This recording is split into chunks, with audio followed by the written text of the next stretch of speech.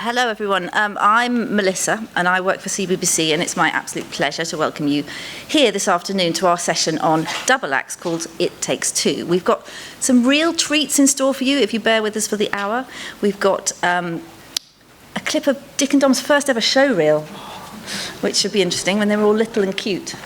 Cute? Hey. Or are you still little and cute? Still little and cute. Just not cute. Just old and fat. And we're also going to be seeing an exclusive first sneak peek of the new Danger Mouse, which is very exciting. But first, I've just got a couple of messages. First of all, I'd like to really thank Daniel Edwards and Tessa Moore, who've helped put this session together, done a lot of work on it, so thank you very much to them. And also, I'd really like to thank our sponsors for this session.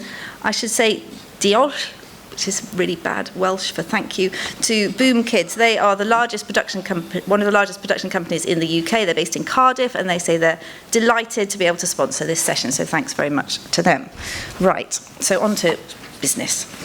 So double acts have been delighting kids for decades, from Bill and Ben to Bill and Ted. And Scooby-Doo and Shaggy, Sooty and Sweep, Dennis and Nash. I'm sure you've all got your favourites. Ant and Dec, Sam and Mark. Choose your moment. I knew they would be trouble. Johnny and Ninel, Trevor and Simon, and more recently Dan and Phil, and those guys. So at the end of the session, hopefully, we need to know, why are double acts so popular? What is the ideal chemistry between the protagonists? And with the theme of the conference of all change in mind, has the sort of rise of the vlogger and the one-to-one relationship the vloggers have with their audience slightly changed the scenario for double acts to work in? So we have a fantastic panel to help us try and answer some of those questions. So we have Patricia Hidalgo. She's the Kids Chief Content and Creative Officer at Turner. We have Rich or Richard? Rich? Dick? Whatever. McCourt and Dominic Wood, who are a double act. We have fantastic... First I heard of it. Was there a question in my voice? I didn't mean to be, sorry. We have the wonderful Laverne Antrobus, who is a consultant child psychologist at the Tavistock. And we have Ben Ward, who is the lead writer on Danger Mouse, and has written, it's probably easier to list the shows you haven't written on than the ones you have written on, but you've written on SMTV and Horrible Histories and Tracy Beaker Returns and Diddy Movies. Diddy Movies, yeah. And lots of other shows. So please welcome your panel.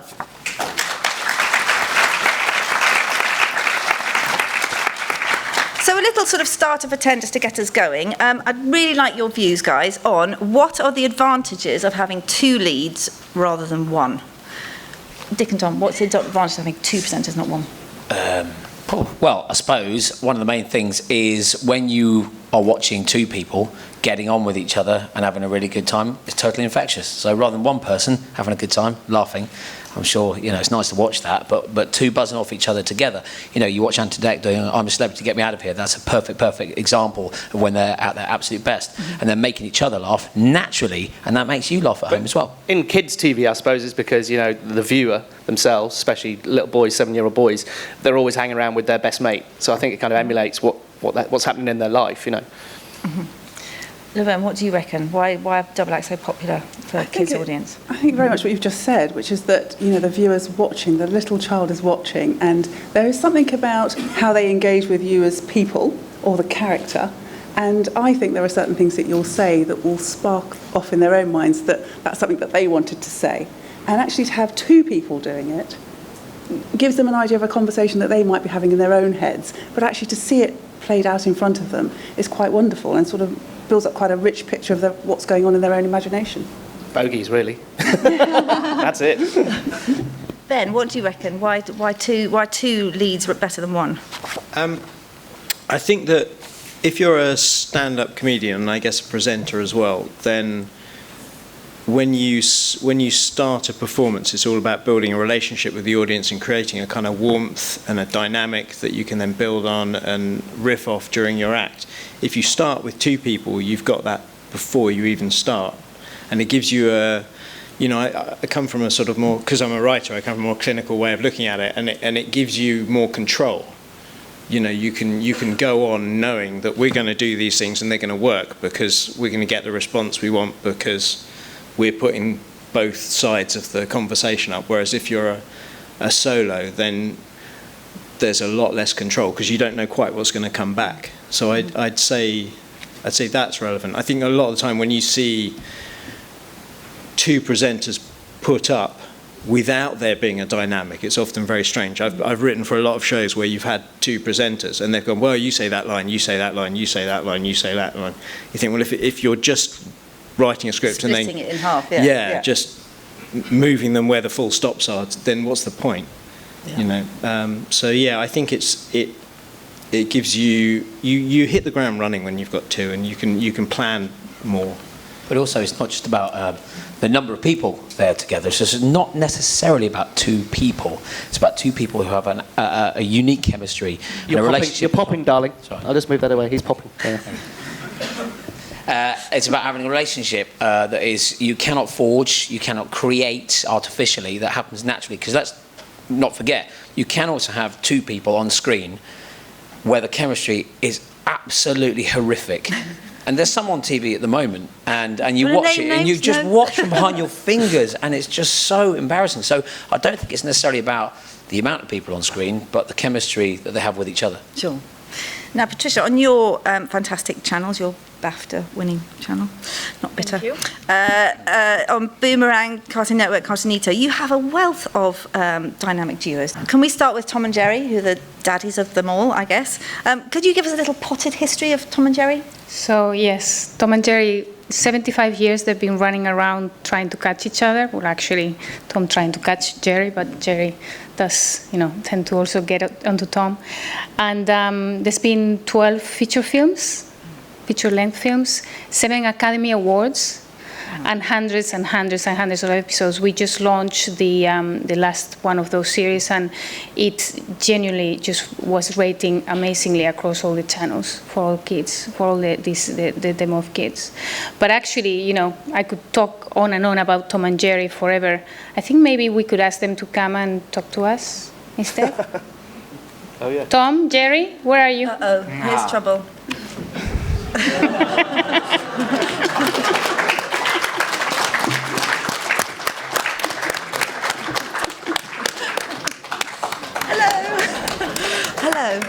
Hello. I don't think they're going to be able to tell us anything because I just forgot they don't speak. But thank you for coming, and they'll be here to take pictures with you later after the session. So please don't run after them. You can see them afterwards. Tom, Jerry, enough? You can go. Yes. Thank you. Thank you. Bye bye. Well, I don't know about you, but I've just learnt a lot just watching that. That's very good. But who's better, Tom and Jerry or Dick and Dom? Only one way to find out. Bye! Oh, well, thank you very much for our surprise guest. That's brilliant. So how do they feel about each other, Tom and Jerry? It's funny, I was going to say before, the power of having a duo is to do about the friendship. And in fact, although Tom and Jerry are not friends, they're frenemies. They have this relationship. They go about to it against each other, but really they do care about each other because one couldn't live without the other. And if anything happened to Tom, Jerry will be left on his own. What does he do with himself? So, we see them chasing each other and doing all kinds of things, but we also see them helping each other and going at bigger problems than they have together. And then they go, oh my God, but we're supposed to chase, and they continue chasing each other again. So I think, it's very powerful, that relationship that they have. And kids really, is simple as well, and kids relate to it very easily. And the slapstick humor just makes them, come again and again to watch them. And the chase will never end. The chase just keeps going, doesn't it? Going. So you've done new episodes last year. Do you think their relationship has changed at all over the years, or is it still at its basic, just the same? I think we've always, seen them exactly the same. It hasn't. The design has changed a little bit, especially with Tom. If you look at the previous, iterations of Tom, he was fluffier and a little bit more scrappy. Actually, Jerry hasn't changed throughout the years very much, but Tom has. It might have gotten a bit less violent compliance, standards and practices. Today we don't do what we used to do in the past. So maybe those things have changed a little bit to go with the times, but apart from that, they're all the same. Yeah. Can I ask a question? Do you find it hard when you're commissioning a new series of something, a global treasure like Tom and Jerry, to try and meet the mark that everyone remembers when they were children watching it? Because the originals, I mean, the new ones, I've seen the new ones with my kids, and they're fantastic. But is there a certain amount of pressure to be able to step up to the mark? What is incredible is how many really talented animators come to us and want to work on these properties. It's just like, it's all they talk about. I need to work on these properties because we've grown, like you and I, we've grown with these shows and we know them better than themselves probably. So it is, you have to keep the mark. There is, a certain mark you have to keep, but we find really talented artists that just want to continue, giving life to these shows, which is great. That's just to say, I think that applies to Danger Mouse as well, that once people found out I was head writing Danger Mouse, my in-tray and my email was just packed with writers and, people wanting to be involved. So, it helps to have people who want to do it. Have that heritage, definitely. Yeah. Laverne, what can kids learn from seeing two characters basically beat each other up the whole time? Well, it's really interesting because I suppose I have a memory of Tom and Jerry, and I think what people have said is really central, that it's all about relationships and friendships essentially, and that actually what children are watching is how two individuals get along together, how they think for each other, how they speak for each other, how they can be quite hateful towards each other. And these are all emotions that children are grappling with from quite an early age, moving away from those central relationships where everything's very safe. And once you go to school, you suddenly realise that actually you can have quite horrible thoughts yourself. And I think that, any sort of duo or sort of cartoon or act like that gives you permission to know that's okay. Because we've all got bits of ourselves that we're not very proud of. And I think Tom and Jerry sort of epitomise that, really. That actually he really wants to hurt him, or that's how it seems. But then there is this switch where they can come together. And I think children need to know that the bits of themselves that, they get told off for are quite ordinary. And that actually the relationship will endure because there's a good friendship, there's a good camaraderie, people get along. Do you think everyone reacted unnecessarily to their slapstick double act? Do you think that when there were Tom and Jerry that we grew up watching, actually when you look back at it, some of these hard and fast rules came in about it's too violent. Is it really? Did kids get affected by it? Did we as a generation get affected by it? I think that I'm not sure that kids really got as sort of fired up as the adults did, because essentially if you watch Tom and Jerry or any sort of cartoon or feature like that, it's about the boundaries and the risks that are taken, but nobody really gets hurt. No.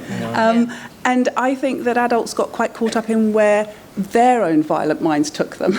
I don't think children really go that far. What they're really interested in is, did that hurt? Did that not hurt? And actually their relationship is with the characters, not with, 10 miles down the road, as I think adults get to. Yeah. So can we move on to your other cat, who's Gumball, Yes. in Elmore? The Amazing World of Gumball, obviously, and he has a very different relationship to his partner in crime, Darwin. Darwin is a goldfish, was a goldfish? Yes. Yes. Actually, we just finished writing in the middle of production the origins of Darwin, so how Darwin came to be. Darwin actually gets adopted by the Wattersons because he starts off as a goldfish.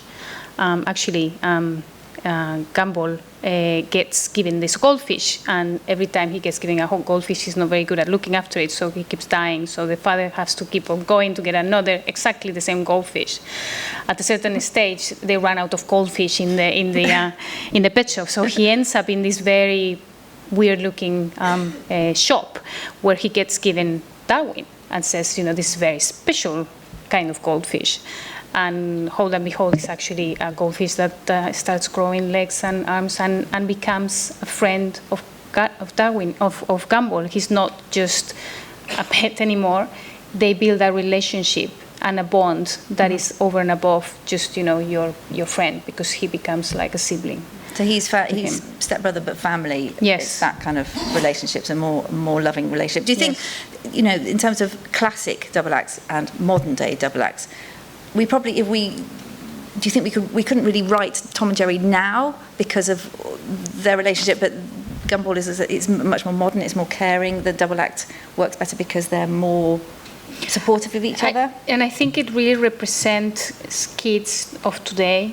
So all the stories, they are very much also stories that are at the heart of their creator, Ben Bocole. When he thinks about, you know, coming up with an episode, he really thinks about his family life and how he and his siblings, you know, went through different situations and then of course he exaggerates them. So the characters are very much based on real kids.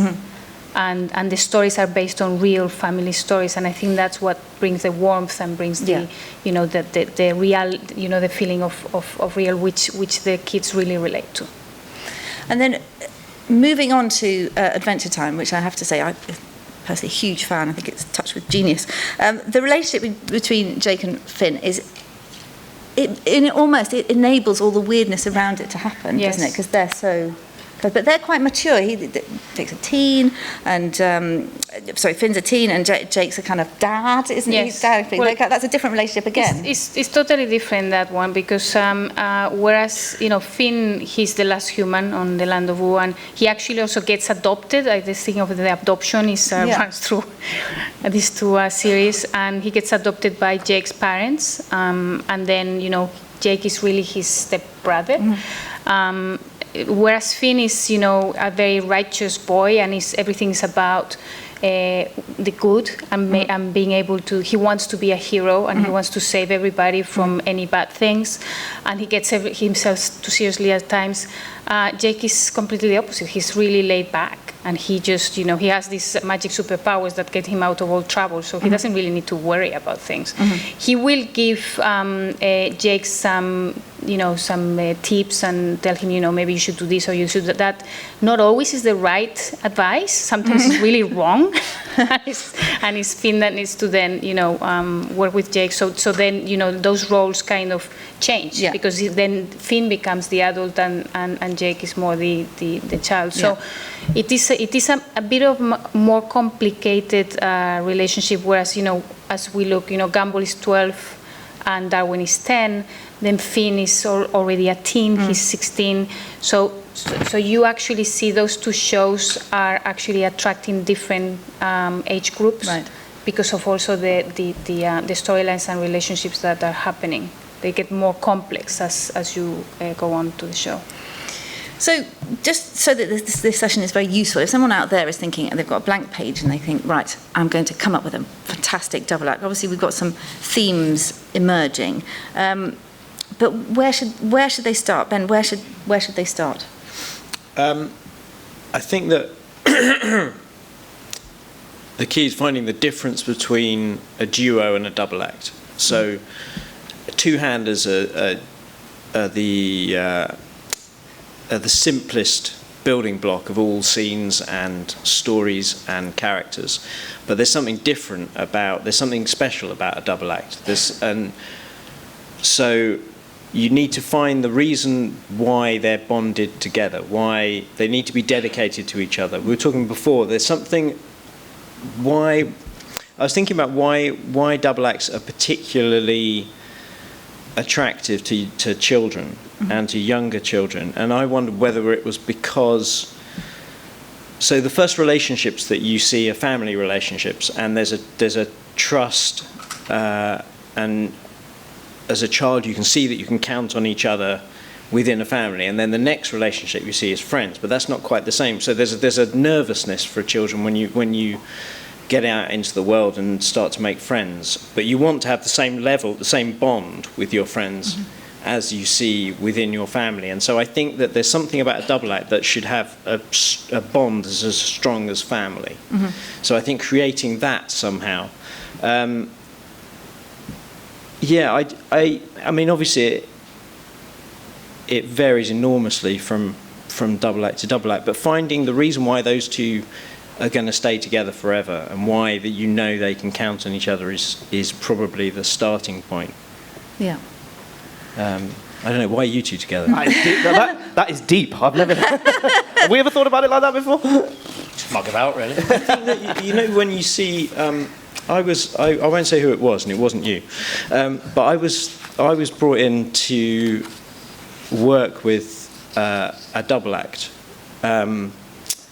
because I'd been doing SMTV and I've been working a lot with Ant and Dec, and there was a double act that one of the broadcasters wanted to sort of create the next Ant and Dec. They got that in their mind, and they showed me.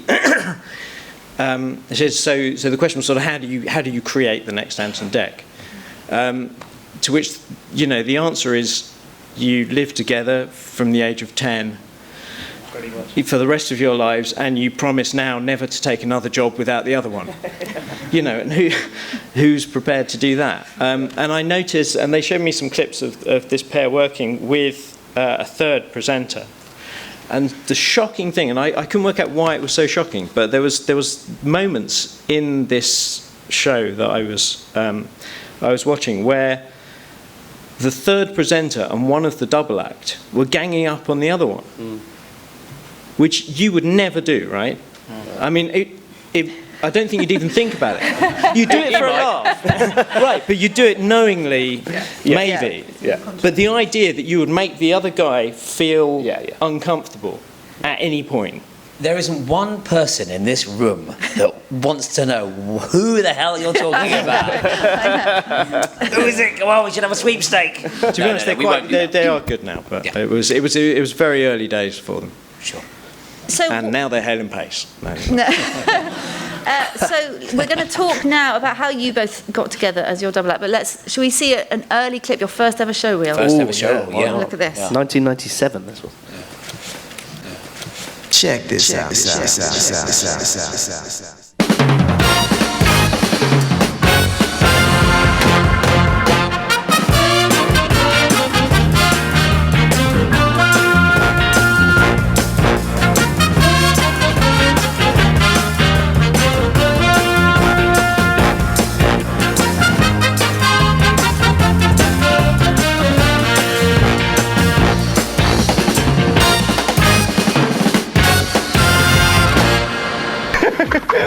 Who's this? Dickie Duck. Dickie, eh?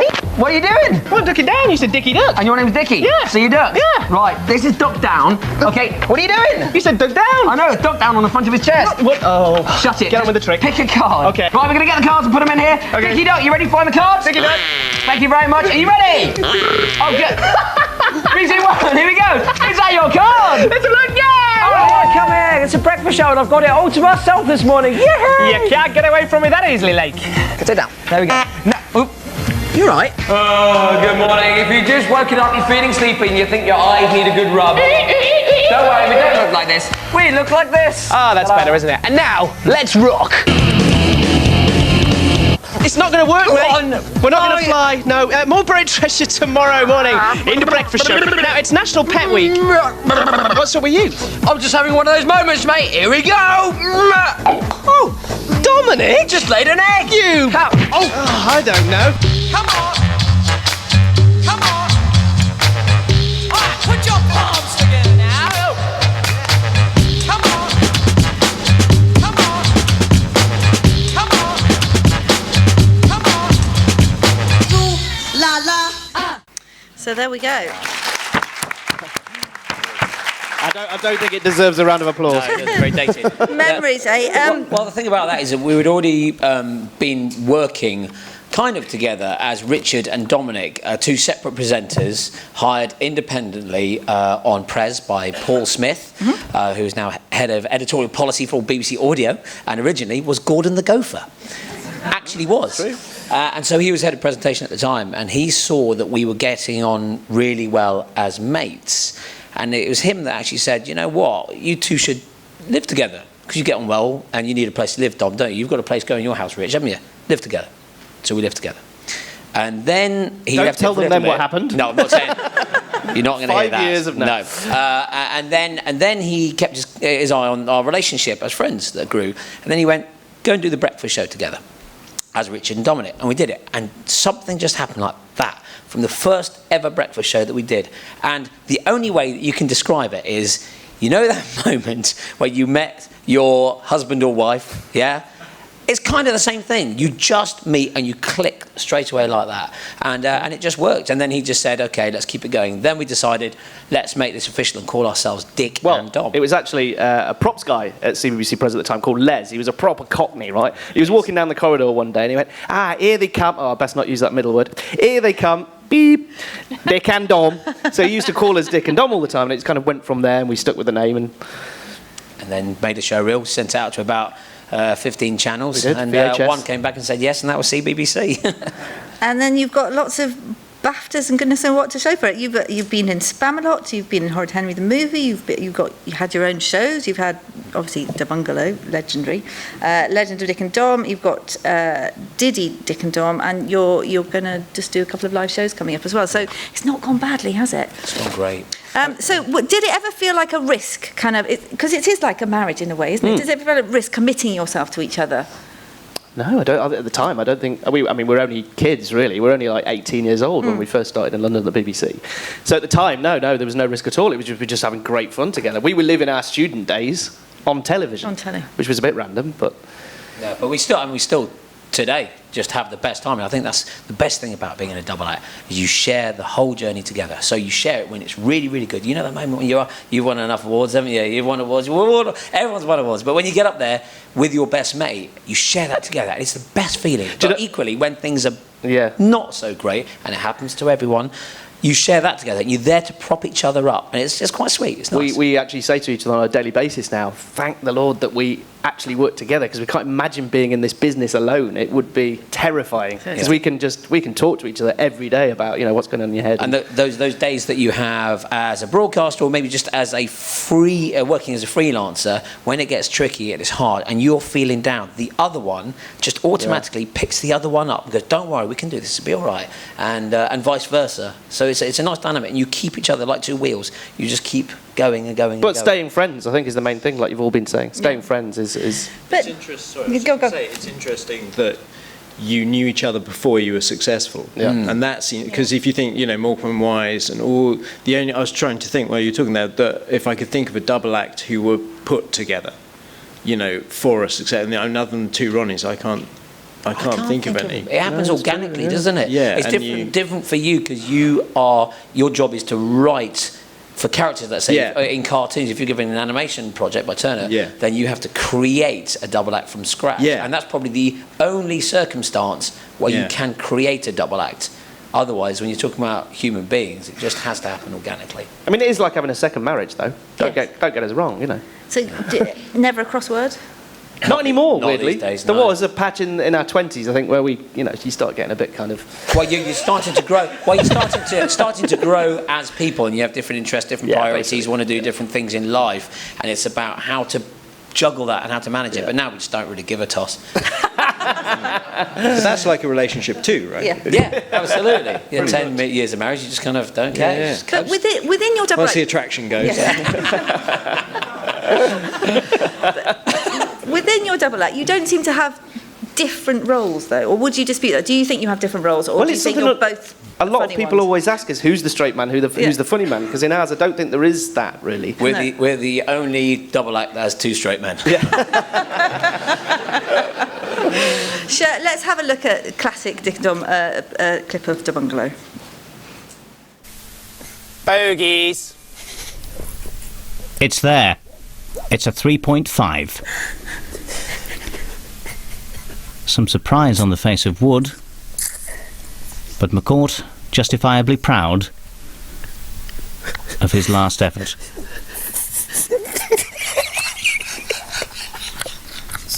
All around them, the Dewey Decimal System, and 2 million volumes approximately here at one of Europe's largest reference libraries, built in 1877 by a wealthy tobacco magnate.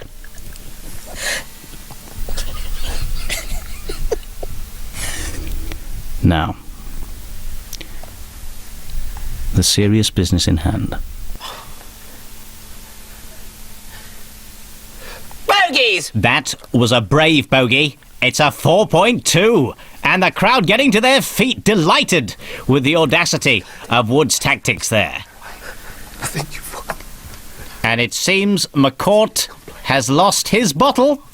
Yes, he concedes and hands the match to Wood. Excellent. Very good. Still funny. Oh, dear. So can you give us a little insight into the nitty-gritty of how it works? So do you get a script and think, OK, you're going to do that bit, you're going to do that bit? How do you work out who says what?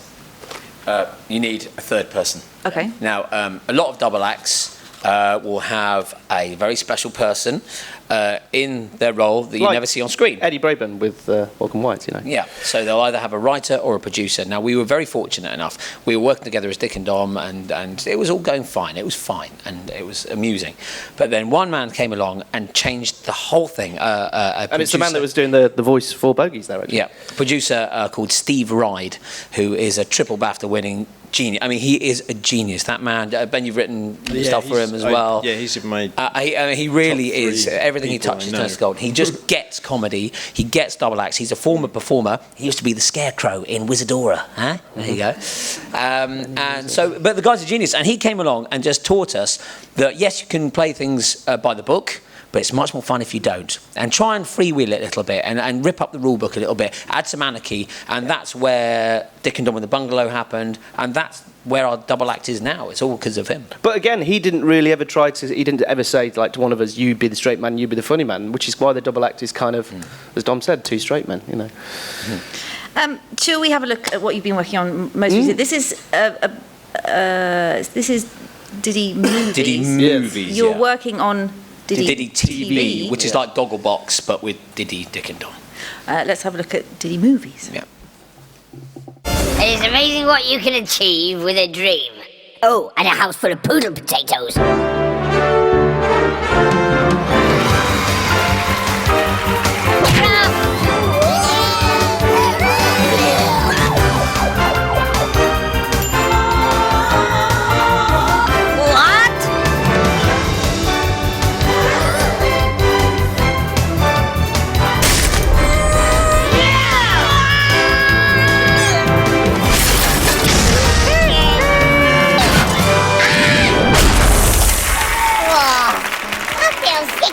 All of that. Just bloody stupid, wasn't it? So the new series of Diddy TV is coming out in September? In early December, I think it's on. Yeah, Very good. Look out for that. Look, final question. How much do you wish Ant and Dec would fall out with each other? Not at all. I don't think we could ever fill those shoes, even if they decided to pack it all in. A lot of are people just over best. the years have compared us to them. I don't think there is a comparison at all, to be honest. We are two blokes. We used to live together. We're best mates. That is the only comparison. I think it's like a little bit like comparing Morecambe and Wise to Rick and Aid. Yeah. Really, they're best mates. They work together, but in terms of I don't think we'll ever product, be seen putting the three-piece on, going, "Hi, welcome to the." That's not our thing. And earning billions. We don't want to do that. No, we don't want to do that. We don't want to do that. You see, Ant and Dec are a bit like Waitrose. We're a bit more like Lidl, you know. So in a way, we're like little Ant and Dec. Because they're quite similar to you in that they're both. There's not a straight man and a funny man. No, they're quite similar as well. Yeah, they are. Interesting, though, Laura. Do you think, Laverne, there is an ideal relationship that kids, or do they like seeing all these? We've heard lots of different versions of the double act. Do you think that's the joy of it? And kids can find something different in each relationship. I think they do find something different, but watching all of the clips this afternoon, I think that one is drawn to the exclusive relationship that the two people have, and you want it. You want to achieve that. You want to achieve it with somebody else, and that's what we're doing as human beings. We're trying to find somebody who we feel that we've got a synchronicity with and that we get along very, very well with. And so, my children watched you and absolutely, were beside themselves because they wanted a friend that they could have that relationship with. And it looks so easy. But I think, children are watching knowing it's quite hard as well, because if you go back to Tom and Jerry, you see the moments when they get along, but actually there are the scraps as well. So I think, children are sophisticated enough to think that they're having a great time. I wonder what happens when it doesn't go so well. But I do think the exclusivity of the relationship is what we're all looking for. We want a partner. Even as an adult, I wish I got on with somebody as well as they get on. Exactly. I feel a bit tearful just kind of saying A Bessie mate, a BFF. BFF. Now, so many of these examples we've seen are boys. Why are there no girls? Why are there no girls? Well, I think, in our case, we've got a lot of boys because our channels are, more skewed toward boys. I think so that naturally that, and that sense of humor that is a little bit, silly and wacky and some toilet sense of humor. Yes. It's very boy, sense of humor. Girls are a little bit more serious, I have to say, and it's a bit more sophisticated, the sense of humor that they go for. But what we do have is a lot of very strong female, like you would say, like the third, act. So you have, in Gumball, you have Anais, who's the little sister. Actually, she's only 6, but she's much cleverer than they are, much cleverer, and gets them out of trouble all the time. And the same thing in Adventure Time. You have Princess Bubblegum gets Finn out of trouble many times. So they're very strong, female lead characters. Also, that basically, work very well together in the relationship with this, two. I was going to say, I was just thinking about you two, but also Anson Deck working with... Me back in SMTV times, yeah. But there's Kat Andy Dealey. Milligan now. With Kat Kat, Dealey. sorry, yeah. And, they're... Because I was thinking, why so many male... why is it so gendered in this way? But, Kat Dealey had a balance to what she added to the sort of conversations that were going on. And I know that my girls were as interested in her as they were in Anson Deck because she steered something slightly differently. So it's interesting hearing you say, these are other characters in those two situations, because I think that there's a different role for that third person and being female. We were talking about it before, though, and saying maybe there's not enough comparisons for new, for female double acts starting up. There's not, from the old days, we can all list off, as many double acts as we want. Morecambe Wise, 2 Ronnies, Little Large, So we would sit there and watch that and think, that looks fun. Yeah, when it comes to female double acts, I suppose you're talking French and Saunders, but I bet not many people in the room could really mention another one after that. There's Mel and Sue, but there's no aspirational female double acts for other females to look at and go, I fancy doing that. It's a problem right across comedy, I think, that there just aren't the examples. It gets better, but I hadn't really thought about it. I'm embarrassed to say I hadn't really thought about it up to the point you were saying about female double acts. The fact there aren't enough female comedians and why there aren't enough female writers comes up a lot, and one does what one can to encourage it. But yeah, it would be really interesting. It'd be really interesting to write an animation with a female double act. Yeah. But I can't see why it wouldn't work. There seems to be a constant crusade, though, to find a big female double act, but I think that's the wrong. Yeah. You can't find double acts. You can't go on a big nationwide search to find a female double act. It's just going to happen. And the best two ones you girls can't put together, and they're damn funny, then they'll come forward. I mean, I might be moving on to something you're going to talk about in a minute, but I suppose there's new double acts appearing on YouTube now, like Dan and Phil and Jack and Dean. But it'd be interesting to see how long they stay together, because they have it's new for them, and they're not in televisions. They've got no producer behind them, like the third person we were talking about. They've got no one to keep them going. It's going to be an interesting future, I think, for double acts. Do you think it's something to do with the fact that the nature of girls' friendship is different than the nature of boys' friendship? I think it is. I think that, what Patricia said is right, that girls have a slightly different temperament in terms of how they come at things. And I think it's much more wordy. I think watching you two in your very good clips, that you could feed off each other in a very different way. I think girls would put in a lot more language, which would then take up the sort of funny space. They'd get to it. I have no doubt that girls are as funny as boys. I see them in playgrounds and they're having a great time. But there's a lot of words. And there's probably a lot of emotion, a lot more emotion in terms of the depth of emotion. So there's a lot more falling out. Much more it's like we were saying before, you can't have that in a double act. You've got to be friends, Yes. like 100%. You can't suddenly go one day, oh no. I was going to go down that route, but I got threatened by one of the bosses that I was going to get rugby tackled on stage if I went down that route, so I'm glad you did it. Well, I think it's true. I mean, anybody who wants to go into a playground and watch the way children interact, there's a lot of, pushing and shoving amongst the boys and make up very quickly. Yep. It doesn't happen in the girls' relationships as much. It's just the nature of things. You just mine that different source for comedy. You know what I mean? I think it's just because it hasn't been done a great deal. As I say, I think they're just as funny, but it would be in a slightly different way. And more verbal, but there's just more mileage for verbal jokes. And I guess, Disney, obviously, a fantastic, Anna and Elsa and Frozen, Liv and Maddie, Sam and Cat, they have explored those relationships, but it's interesting that it hasn't kind of percolated down into the cartoon world. There's your challenge, Ben. There's your next challenge. I mean, I think a lot of it is to do with how many of the writers are male and how many of the animators, I'm guessing, are male. I think that has, if we are mining our experiences for stories and characters, I only have male experiences. I can fake it, but it is faked. So yeah, I'm going to do it. Okay.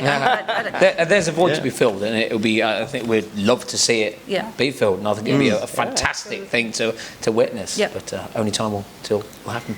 So that's your next challenge, but your current challenge has been writing Danger Mouse. How very exciting! Shall we have a look at the sizzle? And now, actually, before we play this, we've got to please, no one record it on their phone. This is very exclusive clip, so we can see you. We'll set Tom and Jerry to come back in and beat you over the head if we see anyone doing it. Thank you very much. Will you roll the tape in?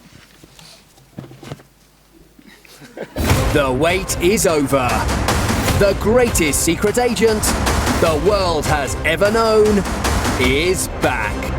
Rebooted for a new generation. Danger Mouse.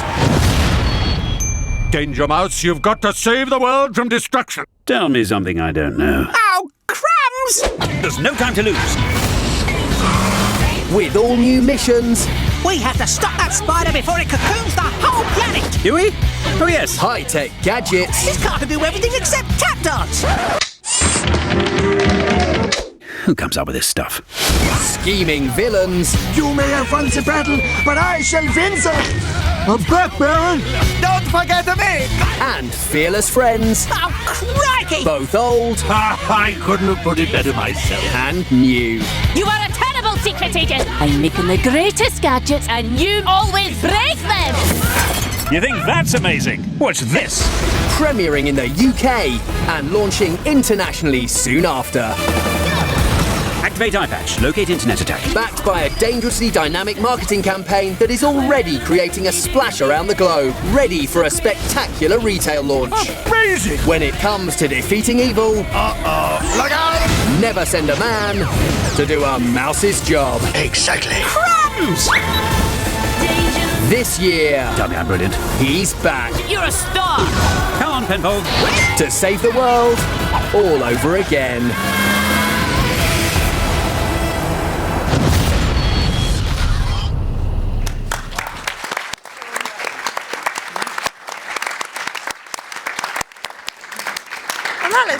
That looks rather good. I think it is good. Tell me, where did you start trying to reunite these two characters after such a long time?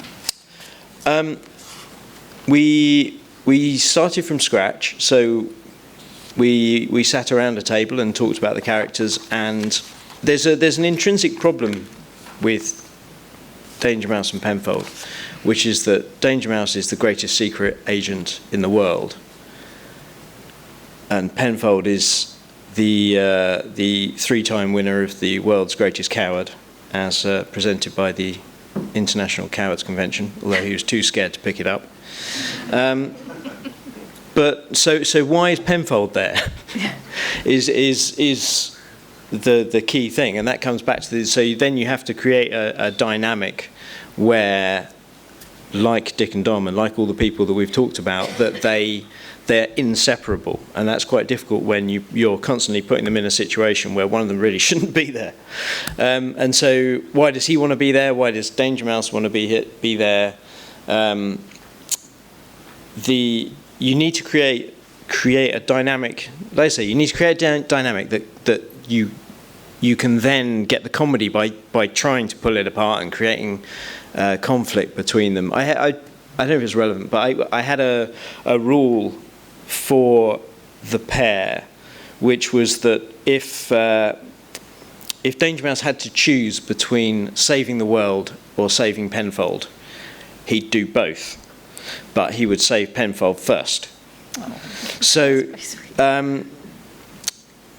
we've got an origin episode that I'm sort of skirting around a little bit because I don't know whether I want to spoil the surprise. But it goes into what draws them together and what's the thing that they get out of each other more than anyone else. And basically the thing is that it's Danger Mouse doesn't enjoy it unless Penfold's there. Right. And Penfold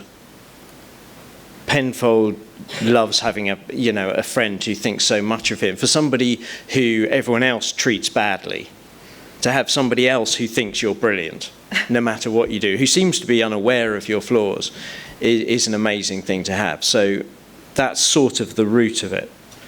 So having someone along Yeah. for the ride who validates your successes and kind of and witnesses your difficulties, but kind of encourages you along the way. Yeah, I think that when the original was written, there was more of there was sort of a tradition of a Batman.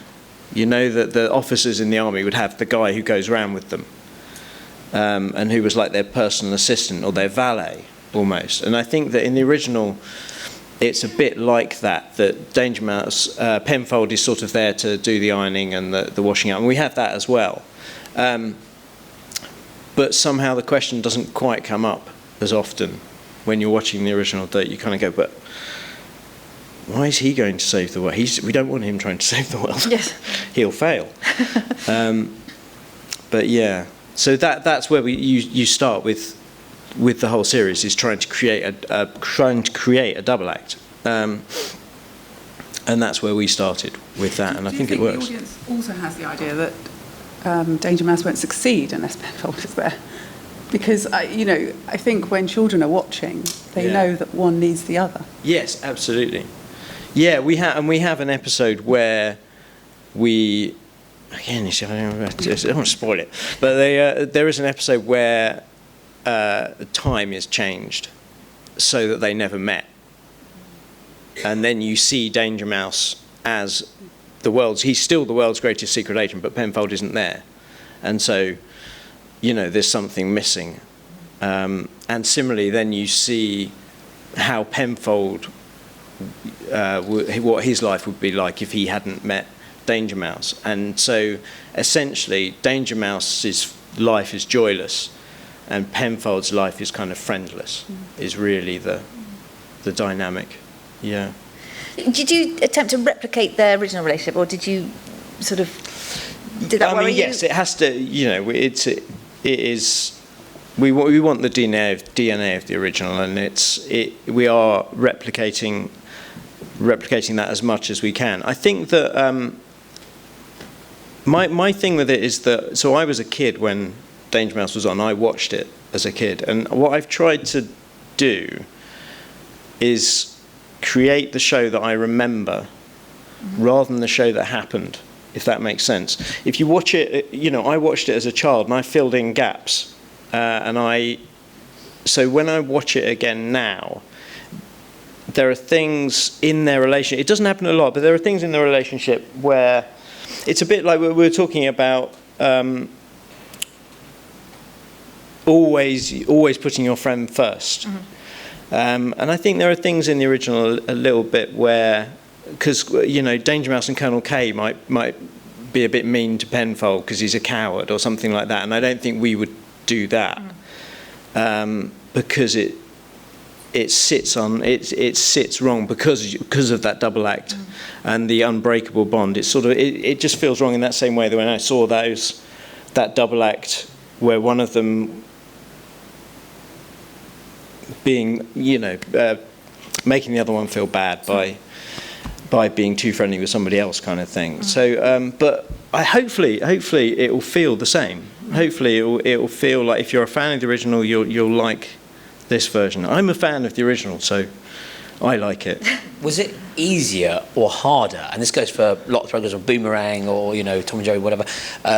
Having an existing series, because in some ways you would think it'd be easier because you've got characters that already exist. Great, let's just carry on that tradition. Or is it harder because you've got to try and reinvent it or try and stick to the true thing? Is it harder or easier?